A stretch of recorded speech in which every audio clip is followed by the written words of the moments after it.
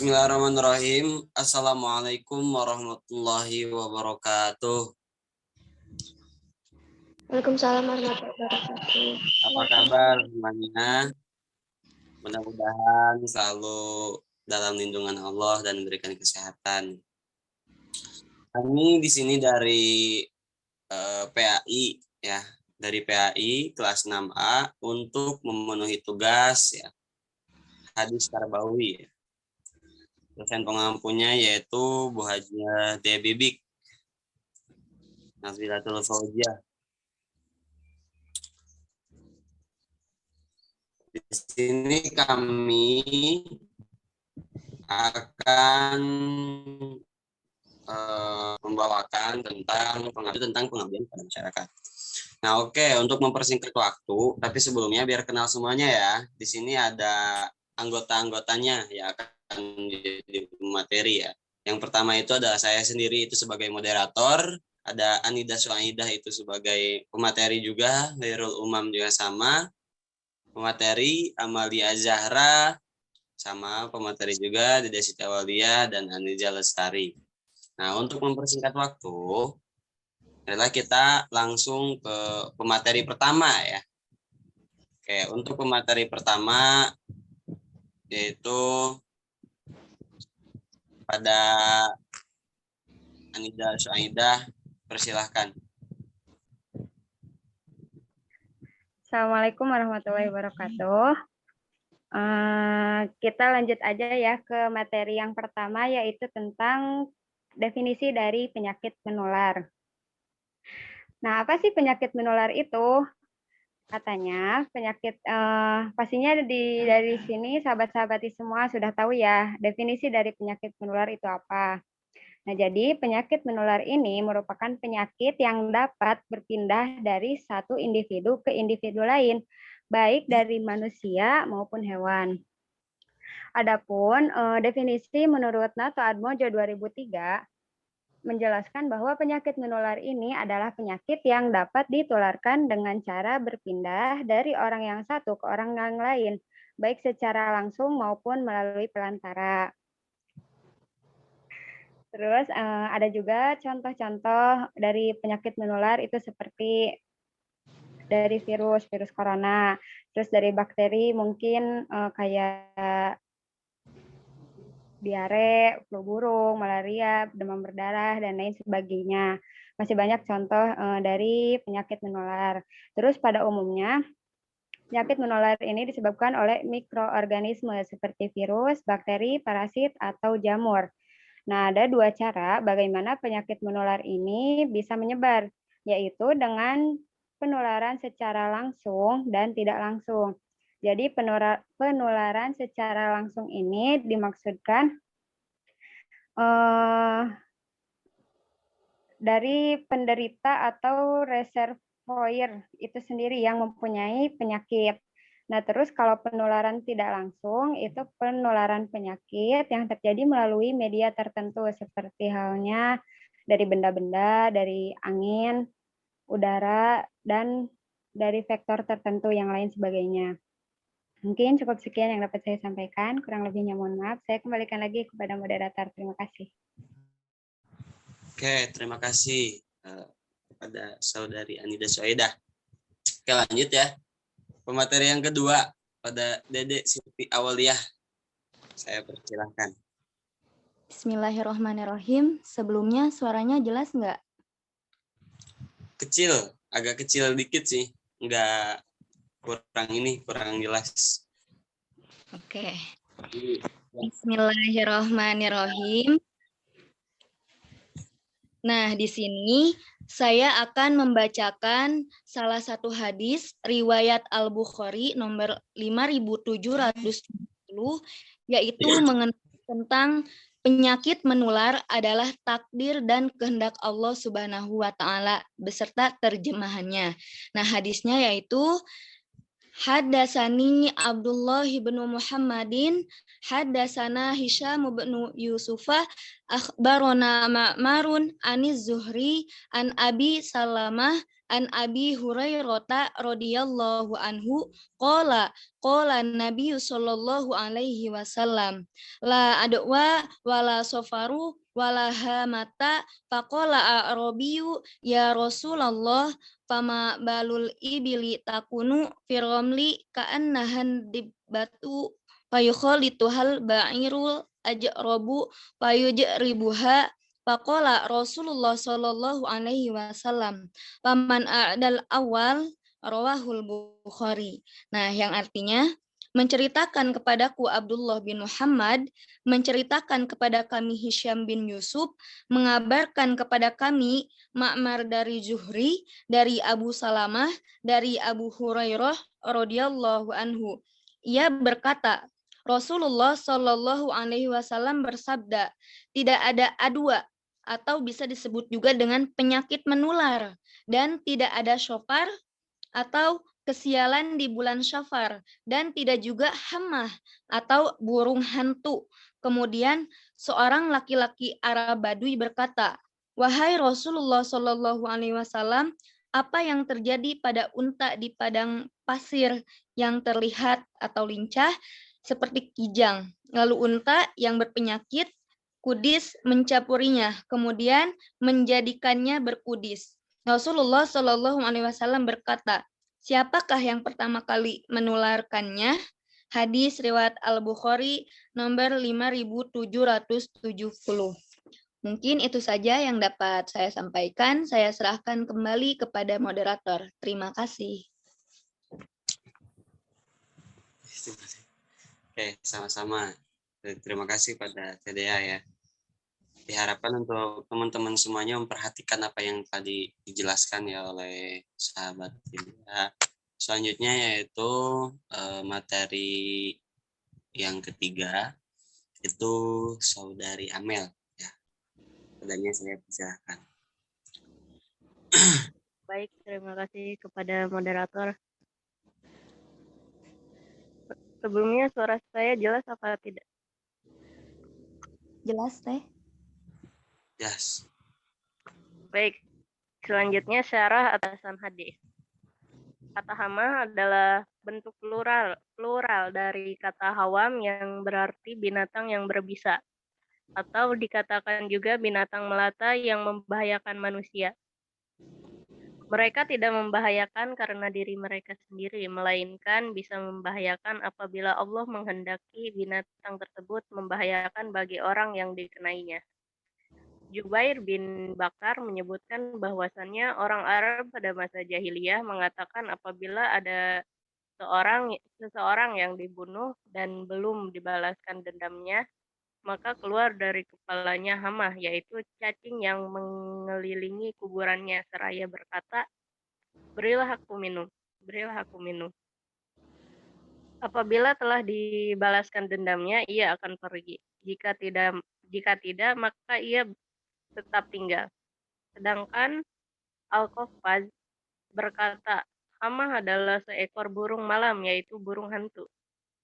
Menurut Ibnu Al-Arabi, dahulu orang Arab jahiliyah menganggapnya sebagai pertanda kesialan. Jika henggap di rumah seseorang, maka dia akan berkata, celakalah aku, atau salah satu dari penghuni rumah. Maka maksud kalimat lahamah dalam hadis adalah tidak ada pertanda kesialan dengan adanya burung hantu dan sejenisnya. Slide selanjutnya.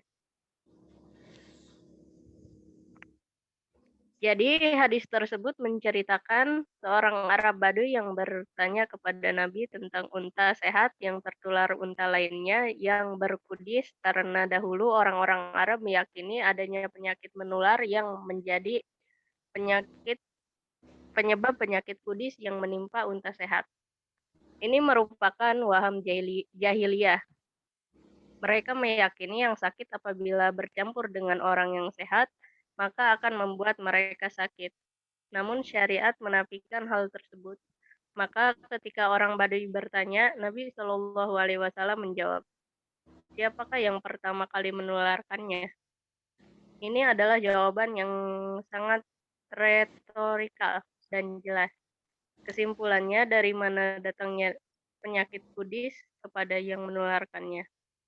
Jika jawabannya dari unta lain, maka akan terjadi rangkaian mata rantai yang berturut-turut tanpa adanya titik temu. Begitulah sesungguhnya yang melakukan itu semua. Dialah yang Sang Pencipta, yang Maha Kuasa dan segala sesuatu. Dialah Allah Subhanahu wa Ta'ala. Sekian dari saya kembalikan kepada moderator. Oke, baik. Terima kasih kepada Saudari Amel ya. Untuk selanjutnya, materi selanjutnya ya. Materi selanjutnya kepada Saudara Umam. Saya persilahkan Alhamdulillahirrahmanirrahim. kepada Saudara. Terima kasih kepada Danyu ataupun sebagai moderator.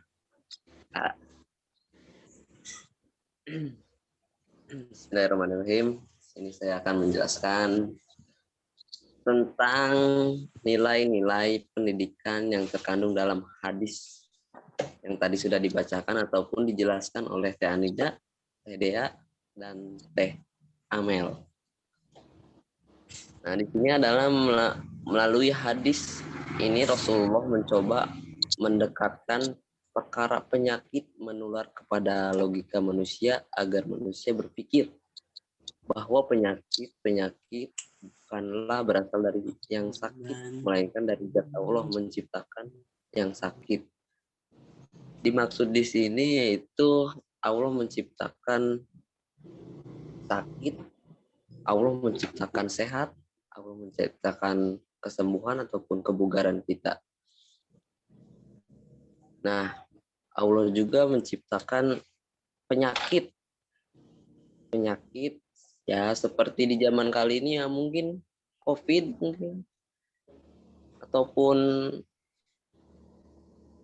asam urat ya kenapa aja gitu. Itu yang menciptakannya Allah Subhanahu wa Ta'ala. Nah, menciptakan sehat dialah Allah Tuhan semesta alam. Dan pada kasus pandemi COVID-19 yang melanda sebagai besar negara-negara di dunia, sebaiknya kita harus mentaati anjuran pemerintah untuk melakukan distancing, jarak, suci, rajin cuci tangan, menggunakan masker, dan menjalani pola hidup. Nah, pada kasus COVID-19 ini di tahun 2019 ataupun sampai sekarang itu yang menciptakan itulah Allah. Ya bisa saja melalui ya mungkin dari 2019 itu penyakit dari Cina, itu penyakit dari kelelawar mungkin ya. Itu penyakit dari ya di mana-mana, di Amerika mungkin.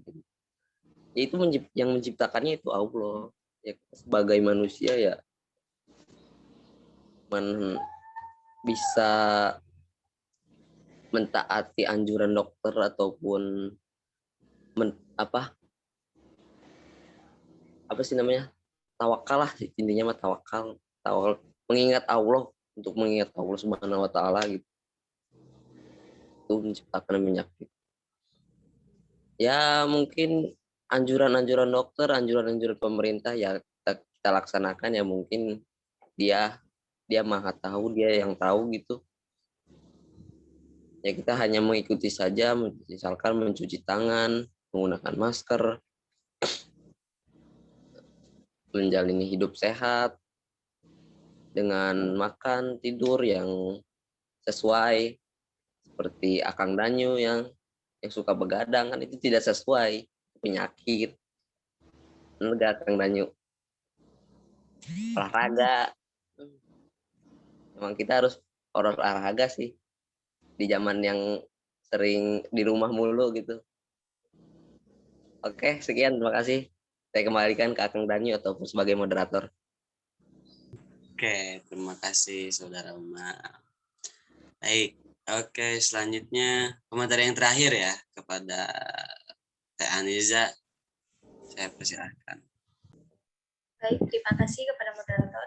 Saya akan membacakan kesimpulannya dari pembahasan materi penyakit menular ini, bahwa Islam menetapkan adanya penyakit menular, tetapi penularan tersebut tidak mungkin terjadi kecuali atas izin Allah Subhanahu wa Ta'ala. Kalau Allah tidak mengizinkan, maka tidak akan tertular kepada orang di dekatnya.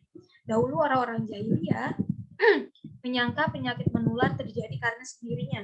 Dengan hadis ini yang tadi telah dijelaskan, bahwa Nabi membantah keyakinan mereka bahwa penyakit menular itu ada, tapi yang mengizinkan terjadinya penularan adalah Allah Subhanahu wa Ta'ala. Demikian kesimpulan dari pembahasan ini. Saya kembalikan kepada moderator. Terima kasih.